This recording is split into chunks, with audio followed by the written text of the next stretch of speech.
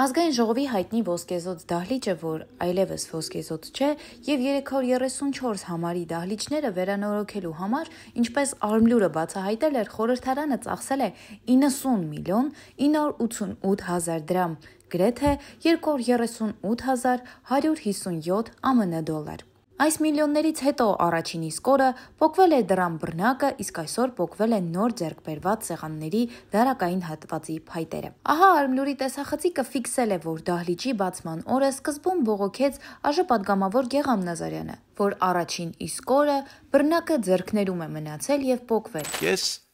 դահլիճը նորոգվեց ամիսներով, առաջին օրը 3 բացվել է, բռնակը արդեն տեղից դուրս է եկել։ Այսօր ահա քննչական կոմիտեի ղեկավարի զեկույցի ընթացքում պոկվել էր իր իսկ սեղանի փայտերը, իսկ քիչ անց ԿՊԱ-ական Տրթատ Սարգսյանի զբաղեցրած սեղանի փայտերը փլվեցին։ Արմլուրին հայտնի էր դարձել, որ ազգային ժողովը այս դահլիճների կահույքի համար առանձին պայմանագիր էր կնքել 40 միլիոն դրամ արժեքով։ Այս պայմանագրով գնվել է 2 դահլիճների եւ նախասրահի համար նախատեսված կահույք, աթոռներ, սեղաններ, ամբիոն, փոխվել է նաեւ օթորակիչները եւ դարձել ներկառուցված, սակայն ինչպես տեսնում եք, վերանորոգված դահլիճում աթոռները ոչ միայն փոխված չեն, ավելին, դրանք չափից շատ օգտագործված են, մաշված եւ պատառոտված։